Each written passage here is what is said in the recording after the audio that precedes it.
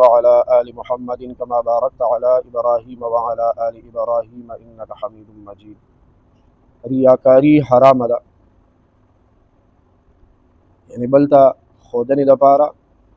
یو عمل کول یا بلتا خودنی د پاره یو عمل پرېښول د الله د غیر نه بغیر د بل چا د وجې نه یو نیکي کول یا د بل چا د وجې نه یو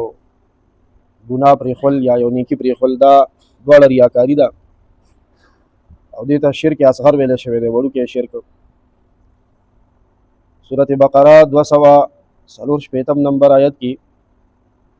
د ریاکارۍ په باره کې راغلی دي چې دې سره نیکۍ ایره کېږي، نیک عمل ور سره بربادېږي. قال الله تعالی، الله پاک فرمایلی دي اعوذ بالله من الشیطان الرجیم ولا تبطلوا صدقاتکم، ایمان والو تاسو خپل خیرات مه بربادوئ. خیرات څه سره بربادېږي؟ بالمن، احسان زباتلو سره، چې په چا خیرات وکړم په هغه احسان زباتم دې سره، والاذى او کړولو سره، تکلیف ورکولو سره، چې په چا صدقه وکړم خیرات ورکړم بیا یې زیرو ما کړو مې تکلیف ولا ورکوم بیګار ته اخلم. کالذي پشان د هغه کس ينفق ماله چې خرج کوي خپل مال رئاء الناس، خلکو ته خودنې دپاره، ریا دپاره، ریاکارۍ دپاره. څنګه د ریاکار صدقه او خرچه او خیرات برباد دی، نو دا شانتې څوک چې صدقه وکړي هغې نه بعد بیا یې اثباتي یا په چا یې صدقه کړې ده هغه کړی بېګار ته اخلي، دې سره صدقې بربادېږي. مطلب دا دی ایمان والو قبول شوي صدقې وکړي، هغه صدقې نه چې هغه د الله په نسبت باندې رد کېږي، مردود کېږي، واپس کېږي. صدقه رد کېږي یو خو په دې وجه د آیت نه ثابته ده چې صدقه وکړم او بیا احسان زباتم، او د احسان د زباتلو بیا مختلفې طریقې دي. نو او دویم صدقه چې وکړم نو بیا عملی طور باندې هغه کس چې کوم کس باندې مې صدقه وکړه هغه ذلیل او خوار ګڼم، هغه ذلیل او خوار ګڼم داسې برتاو کولو سره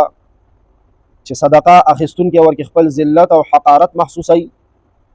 یا هغه ته پکې څه قسمه تکلیف رسي، دې سره هم دا صدقې ثواب څه شو؟ برباد شو. ګوره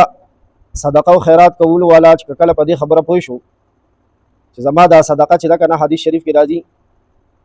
زه چې کله صدقه وباسم خیرات کوم نو دا ما نه پیله الله پاک په خپل لاس کې اخلي، د هغې نه وروستو د فقیر لاس ته ځي. زما د مالدار او دغه فقیر ترمنځ د الله تعالی لاس دی منځ کې، ما نه الله پاک دا صدقه والی، الله پاک محفوظ کی. او حدیث شریف کې راځي دو قسمه مفهوم راغلی دی، وی لکه څنګه تاسو د اس په وړوکې بچې بیاڼ وړوکتوب نه پالل شروع کوئ او چڼه او خوراک پې کوئ او وله ورزش کوئ، منډه ترډې وله ورکوئ، نور سوري ته کوئ، او یو ورځ بیا راشي چې دغه د اس په بچې د ده نه غټ اس جوړ شي طاقتور، دغه شانتې الله پاک د مسلمان د صدقې پرورش کوي، غټی یې وړه صدقه یې او هغه بیا لویی لویی لویی. او بل حدیث شریف کې راغلی دي چې د کجوري څه حصه که نه پوره کجور هم نه، کجوري په عربو کې عام وي، د هغې څه حصه یا د کجوري عمره څه بل څه شی یو نوړی ټوټی، نو هغه الله پاک لویی خو په شرط د دې چې حلاله صدقه او اخلاص سره ریاکاري ورکړي، دا الله پاک لویی لویی لویی. په مدینه طیبه کې د ټولو نه لویه پهاړي سلسله چې دا احد دی، احد غر، د دې نه غټ غر په احد کې نشته، وایي د دغه په مدینه طیبه کې بل غټ غر نشته دی، نو وایي د احد د غر عمره کې د کجوري حصې ته وګوره او د احد غر ته وګوره، لویی یې غټی یې الله پاک، خو په شرط د دې چې دې کې اخلاص او اخلاص به ورسره د دریو طریقو سره راځي. یو دا چې احسان و نسباتم، زما دا باوري دا یقیني چې دا صدقه ما نه الله واخیسته بیا الله پاک دې فقیر ته لاس کې کېښودله، نو زما په دې فقیر څه احسان باطل شو، دا خو الله دله ورکړ او زما معامله خو چا سره ده؟ ما خو الله له ورکړل. او الله څنګه چل کوي؟ دغه دوه خبرې مې درته وکړې چې لویی یې بیا غټی یې. نو اوس رښتیا ووایه که مقل به وي دا انسان که نه به چې مال یې مو لګولو او بیا الله پاک پکې هیر کو دغه بنده د ده نه اوس دغه غواړي بدل غواړي. ځینې کس ورته شکریه خو ادا کړه که نه جزاک الله خو ووایه که نه، نو صحبت دا تا خو الله له ورکړې ده، په ده ستاسو مخ دی. یا چې صدقه بربادي کی بیا بیګار سره زکات مې ورکول الله زکات نه دا کټ لنګي خو لګی راکاګه دا کټ خو لګ نور سوري تک لګ ولې زکات مې درکړې دي او شر مې درکړې دي سایه مې درکړې ده هغه ځان نه ذلیل او کمزور او خوار ګڼم هغه سره زما سوې مده ما خو چاله ورکړې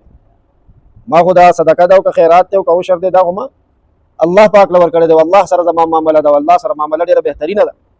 اول په دې معمولی سیس باندې برباد کم او یاد ساتي وي چې څوک چاته ملازم یا دغه زکات ورکي کنه او شر وغیرہ او بیا دغه په بدل کې پکارونه کوي تنخواه ني بس صرف دا زکات ورته پکې مجره کې چې دا والا او بیا بیګارونه او کارونه کوي د به زکات مستقل بیا ور کوي دا دغه دیاړي شو او درم ریا سره هغه صدقه وی که منځي که هر عبادتي ریا او خودنه سره برباد شي د هارون الرشید بیبي دا زبیده خاتون ډیره نیکه زنانه وا په خپل دور کې د بادشاه خزا وا خود زنانه او د قران شریف استاد هم وا دا بیا د خدای ډبل فضل په یو کس باندې کنه چې سروس پینو سره لوبیم کوي او د قران شریف استاد هم او بل حج لاړه عرفات کې حاجیانو ته د بو تکلیفو دا خود بادشاه خزا وا لہذا پروجیکټ او منصوبه منظور کا او حاجیانو له نیر بوتلو اوس هم دا نیر نه خشتري حاجیانو لیدل څومره موده په تیر شو او بور کې نشته خو نه خشته دي وی وفات شو یو شاګرد بیا خوب کیولې د چې استاد الله در سره سم معاملې کوي الله ځان ته ودرولم ویراته ویل چې زبیدی بخلی خو می خوستا په خیال په کوم عمل به می بخلی ما ورته ویل چې ما نیر بوتل او د اجانو د پاره دوبو هغه به بخلی ما ته داسې اوچت عمل ښکاری وینه کنه اخو چې کله ته هغه منصوبه مکمل شو نو کستاسو خیری د بادشاہان وزیران د چرمنان وغیرہ چې دی په خپل نامې بیا یو کانې لګي کتبه ورته وای او بیا یې سکی افتتاح کوي او هغه پیتا کټ کوي او بیا اوس وخت خو تصویران یو شیزونو کې راشي او اخبارونو کې راشي نو دا شان هغه دور کې په هغه خپل نامې کتبه ولګول چې دا نیر زبیدی کنسته الله پاک ورته فرمایل برزخ کې چې پاغي خطا د خپل نامې بورډو لګولو نو ما نه سغواړي اوس نامې د پاره دیو کو او بس نامه دیو شو کو نشونو خو ما د پاره خو نه کړي چې ما د پاره دې کړي نو بس بیا بری په نامې مامې نه کول ز په دې مې نه بخلی په دې عمل مې بخلی چې یو ځلی اذان شروع شو الله اکبر زمالو یا نامه واخستلې شو الله د هر سنه لوی دی الله د هر سنه لوی دی استاد دې سر نه د لوپټه لګه خو دلی وا تا زما د لوی نامې په عزت او احترام کې هغه سر پټ کو نو ما ته استاد عمل خو شو په دې باندې ما استاد بخنی فیصله کړ مونږه هو کمزورې مونږ کې شتا ګناهونه خطاګانې مونږ کې شتا مونږ کې زموږ زنانو کې خو څومره حدا پورې چې ما ته معلومات دي زما علم کې دي زموږ د خلیل مومن د پښتني زنانه چې دي کنه که د موږ قابل وي او که قابل نه خو چې اذان شروع شي کنه دا به لپټې ته خامخا ګوتې ورته رہی لپټه په سر سمای او کله د ضرورت په بنا باندې سر باندې لپټنی نو د لاسونو په سر کیدي سشکارې سب لوخه په سر باندې کیدي خو سر پټای تاسو په الله باور کوي دا دومره اوچت عمل نه چې په دې باندې کوي امید ده چې د دې زنانو بخشش او بخنه پیوشي او پاتې شو لوی عمل سره کې خورياوي ورکه خود نه هغه سره بیا دغه عمل برباديږي الله پاک دې زمونږه عملونه د بربادي دونه بچو ساتي یار ول جلاله صلی الله